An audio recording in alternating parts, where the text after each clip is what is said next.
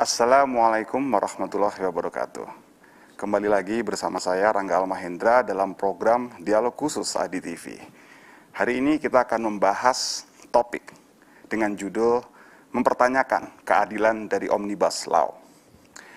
Undang-undang seharusnya memberikan ketenangan dan juga rasa keadilan bagi masyarakat, bukan keresahan, apalagi kerusuhan.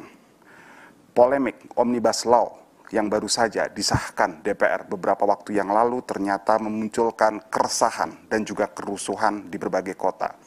Dan hari ini ADI TV bekerjasama dengan PPSK mengundang berbagai pakar dari akademia untuk membahas terkait dengan kasus ini. Omnibus Law yang baru saja disahkan ternyata menimbulkan banyak sekali keresahan, baik itu keresahan sosial maupun keresahan politik. Hari ini mungkin saya akan bertanya dulu kepada Dr. Riza Arfani ini, selaku dosen Visipol nih. Boleh diceritakan Pak, kira-kira apa yang menyebabkan keresahan sosial dan keresahan politik dari Omnibus Law ini? Disahkan dari kalangan buruh, dari kalangan pecinta lingkungan, ya, pemerhati lingkungan, dari berbagai kalangan yang lain yang merasa undang-undang ini akan merugikan mereka. Dan kita tahu sejak ini diwacanakan, DPR selaku pemegang kuasa dari legislasi di rancangan undang-undang ini tidak terlalu melibatkan publik. Kita tahu juga bahwa hanya sebagian akademia yang dilibatkan oleh DPR untuk merancang apa yang seharusnya ada, yaitu naskah akademik, tetapi nyatanya sampai sekarang juga sebagian besar kalangan akademia tidak mengetahui apakah ada naskah akademik atau tidak. Jadi dari segi sejarahnya sudah jelas bermasalah apa yang terjadi di DPR ketika uji publik juga tidak melibatkan banyak kalangan yang meluas gitu.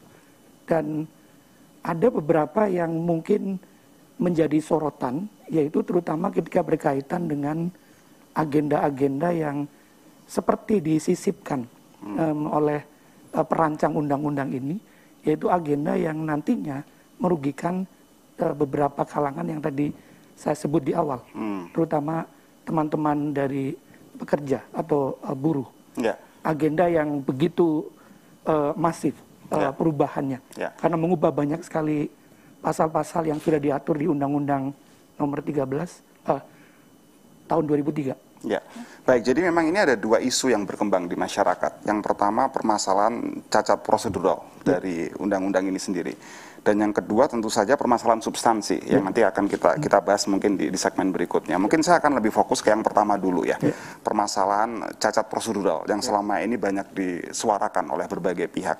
Mungkin dari Dr. Ikdul dulu, sebetulnya undang-undang tentang pembentukan peraturan perundangan ini mengatur tidak Pak tentang yang namanya Omnibus Law?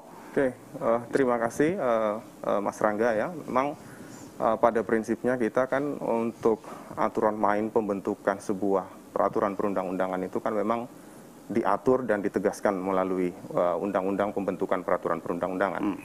Ada 12/2011, kemudian juga diikuti dengan beberapa perubahannya. Ya. Nah, memang untuk teknik omnibus ini, ya, teknik omnibus ini bisa dibilang baru sekali, ya. Dan memang cenderung sedikit dipaksakan sebenarnya, ya, karena sebenarnya di dalam hukum positif kita, ya, di dalam Undang-Undang Pembentukan Peraturan Perundang-undangan memang tidak dikenal teknik ini, ya. Jikalau misalnya mau fair sebenarnya pemerintah, ya, kalau mau fair, ya silakan kita atur dulu aturan mainnya di dalam pembentukan peraturan perundang-undangan, baru kita garap teknik omnibus itu. Ya. Ya. Jadi banyak yang mengatakan begini, Dr. Idul ya. Jadi keberadaan Omnibus Law ini akan mungkin memberi dampak ya, atau mungkin menganulir beberapa undang-undang yang dibuat sebelumnya. Ada sekitar 79 undang-undang ini yang terkena dampak. Ya. Dan kita tahu setiap undang-undang itu tentunya dibahas dengan kajian yang mendalam. Betul. Ya, selama berbulan-bulan, selama mungkin bertahun-tahun beberapa. Dan ini kemudian harus tersapu oleh satu undang-undang yang disebut sebagai Omnibus Law. Mungkin masyarakat bisa dijelaskan dulu ya, apa sih sebetulnya yang dimaksud sebagai Omnibus Law itu? Ya, sebenarnya Omnibus Law itu salah satu teknik ya teknik yang sebenarnya diasumsikan, ya, sekali lagi ini masih asumsi yang berkembang, sebenarnya diasumsikan dengan adanya omnibus ini, ya, obesitas regulasi kita itu sedikit lebih ramping. Karena kita dari segi kuantitas peraturan perundang-undangan cukup banyak, sehingga pada saat itu ide besar omnibus ini kan untuk memangkas beberapa peraturan. Nah, tetapi dalam realitasnya ternyata ketika isu ini bergulir besar, ya ternyata memang dalam aspek pembentukan peraturan perundang-undangannya masih menyisakan lubang, ya. Lubang dalam artian kita tidak punya standar yang baku. Karena ada beberapa sektor pengaturan yang harus ditetapkan di dalam Omnibus Law, dan itu melibatkan begitu banyak sektor kepentingan. Nah, karena aturan main itu yang tidak jelas antara di dalam proses pembentukan peraturan perundang-undangan, menyebabkan kinerja Presiden dan DPR ini agak sedikit terlalu longgar, ya. Dalam artian ini menjadi sangat bebas. Dua pembentuk undang-undang itu antara Presiden dan DPR tidak memiliki standar yang baku terhadap saat ini, sehingga menimbulkan ekskalasi publik yang besar dalam memprotes lahirnya Undang-Undang Cipta Kerja ini. Saya kira itu, Mas. Betul. Ya. Dan ini memang prosesnya sangat cepat sekali, ya. Jadi seperti disampaikan tadi Dr. Riza menyampaikan bahwa inisiator pertama dan yang pertama kali yang memperkenalkan ini tentu saja adalah Presiden Jokowi sendiri saat pidato pelantikan beliau tanggal 20 Oktober. Ya, dan kemudian muncul rancangan tanggal 12 Februari dan hanya dalam waktu kurang dari 156 hari, ya. Pembahasannya sangat singkat sekali. Dan tadi disampaikan juga tidak melibatkan banyak pihak, tidak ada naskah akademik, betul begitu? Atau Pak Riza sudah pernah membaca naskah akademik? Belum pernah. Belum pernah. Bahkan pernah ditanyakan, tidak dapat. Kita tidak dapat ada naskah akademik itu dan tidak begitu terang benderang. Sebenarnya naskah akademiknya dituntun dengan premis apa ini naskah ini, gitu. Dituntun oleh premis apa, Nji? Iya. Ya. Baik, mungkin saya akan mencoba menghubungi Dr. Ahmad Akbar Susanto yang saat ini mungkin berada di rumah, bisa memberi sedikit gambaran, didorong oleh apa sebetulnya adanya Omnibus Law ini. Mungkin Pak Akbar bisa memberi sedikit pencerahan. Terima kasih. Jadi pertama bahwa kerangka berpikir alasan mengapa Omnibus Law ini dikaitkan dengan alasan-alasan ekonomi. Jadi di antara alasannya bahwa dalam beberapa tahun terakhir pertumbuhan ekonomi itu hanya sekitar 5%. Dan kemudian pada waktu yang sama sebenarnya kita termasuk Presiden dan itu berharap bisa mencapai pertumbuhan ekonomi yang lebih tinggi. Ya. Nah, menurut saya memang itu pertama. Ya. Jadi memang kalau alasannya itu dari awal memang ada jadi memang kita kinerja pertumbuhan ekonomi kita selama beberapa tahun terakhir itu nggak terlalu bagus. Jadi kita hanya sekitar 5%-an dari harapan kalau bisa 6%, 7% gitu.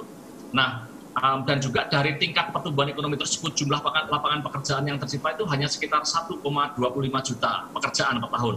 Yang itu nggak cukup untuk menampung angkatan kerja baru yang mencapai 3 jutaan orang per tahun gitu. Jadi itu adalah fakta yang ada. Nah, tapi menurut saya hal itu bukan merupakan alasan yang tepat ya untuk kemudian menganggap investasi itu sebagai segala-galanya dalam kehidupan kita berbangsa. Gitu ya. Dan kemudian dari keinginan meningkatkan investasi itu memaksakan undang-undang cipta kerja seperti sekarang ini secara tergesa-gesa dengan menafikan banyak hal lain yang seharusnya tidak boleh dinafikan. Gitu ya. Saya akan tunjukkan sedikit data tentang itu. Gitu ya. Jadi data menunjukkan bahwa investasi kita dalam beberapa tahun terakhir sebenarnya ya justru meningkat. Dan kemudian kontribusinya dalam produk domestik bruto kita juga sebenarnya sudah cukup besar.